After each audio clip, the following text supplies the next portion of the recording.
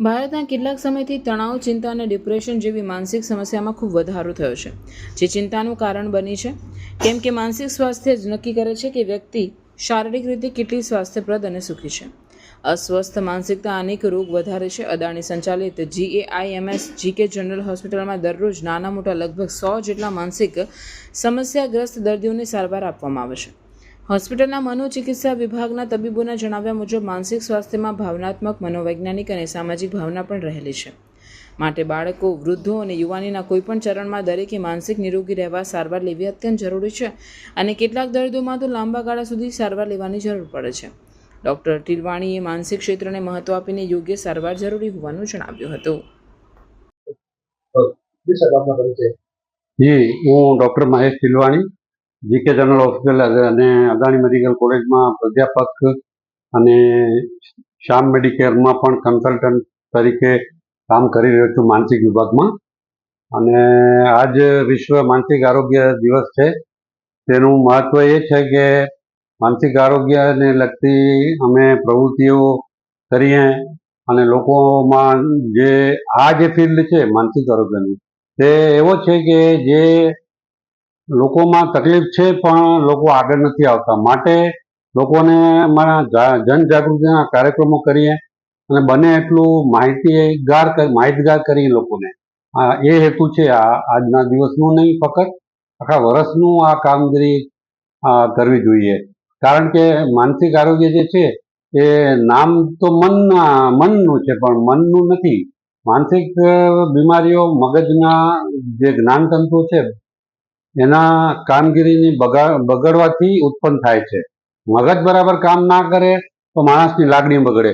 મગજ બરાબર કામ ના કરે તો માણસનો ગુસ્સો આવે. મગજ બરાબર કામ ના કરે તો એમને વહેમ શંકા થાય, નીરસતા આવે, ઊંઘમાં અને ભૂખમાં ફેરફાર થાય. તો કોઈ પણ જીવનમાં વર્તણૂકનું ફેરફાર જે છે એ મગજના અંદર ફેરફાર થવાથી થતું હોય છે. તો આપણે આ માનસિક ક્ષેત્રને એટલે આપણે નથી મહત્વ આપતા. આપણને એવું લાગે છે કે મનને મનાવી લેવાનું, પોઝિટિવ વાતો કરીને ઠીક કરી દેવાનું, સામેવાળાને પોઝિટિવ થવાનું એવું કહેવાનું. હકીકતમાં જે વસ્તુ બગડેલી છે અંદર મગજનો હાર્ડવેર, એ જ્યારે વધારે બગડેલું હોય ત્યારે બીમારી સ્વરૂપે હોય. અને જે વસ્તુ બીમારી સ્વરૂપે છે એમાં વાતો ફક્ત કામ નથી આવતી, એમાં એ વધારે રૂપે કામ કરી શકે છે. એમાં દવા લેવી પડે તો લેવી જોઈએ અને સલાહ લેવી પડે તો લેવી જ જોઈએ. અને લોકોનામાં જે શરમ જે છે માનસિક આરોગ્ય લગતું સારવાર લેવાનું, એ મન મારું બગડેલું છે એવું સાબિત થશે તો મારી ઇજ્જત ઓછી થઈ જશે, એનાથી વાસ્તો રાખે છે. આ મનનું છે જ નહીં કાર્ય, મગજનું કાર્ય છે.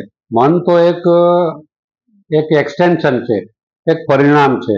એટલે આપણો મગજ જો સ્વસ્થ હશે તો શરીરના બધા જ અંગોને, ડાયાબિટીસ છે, બીપી છે, કોલેસ્ટ્રોલ છે, અન્ય શરીરમાં જે કાર્યો થતા હોય એ બધાને વ્યવસ્થિત રાખશે. એટલે માનસિક આરોગ્ય જ્યારે આપણને લાગે કે ધ્યાન આપવાની જરૂર છે તો 100% પ્રોફેશનલ એટલે કે સારવાર અથવા તો સલાહ લેવામાં ચૂકશો નહીં.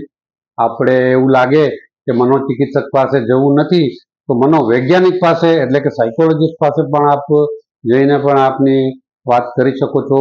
પણ બોલવું જોઈએ. આપણી તકલીફ છે એ મનમાં નહીં રાખવી જોઈએ. કારણ કે આ તકલીફ વધતી તર્ક શક્તિને બગાડે છે. પછી નબળા વિચારો, પછી જેમ જહાજમાં લીક હોય ને પાણી ઘૂસી આવે એમ મગજમાં નબળા વિચારો ઘૂસી આવે છે. એટલે આપણે માનસિક સ્વાસ્થ્યનું ખૂબ જ ખ્યાલ રાખવું એટલે અગત્યનું છે. કારણ કે આપણું આખા શરીરનું સ્વાસ્થ્ય એના ઉપર નિર્ભર છે. આજના દિવસે જાગૃતિ માટે શું આયોજન કરવામાં આવતા હોય છે?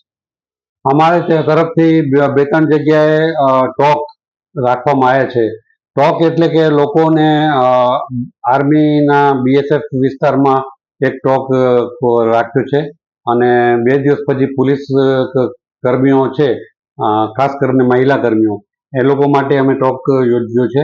એમાં અમે પોઝિટિવ હકારાત્મક માનસિક આરોગ્ય અને માનસિક બીમારી આ બે વસ્તુ અલગ છે. હવે હકારાત્મક આરોગ્ય એટલે કે સ્વાસ્થ્ય રહે વ્યક્તિ એના માટેનું સલાહો અને માનસિક બીમારીની જાણકારી એ માનસિક આરોગ્યની વાત.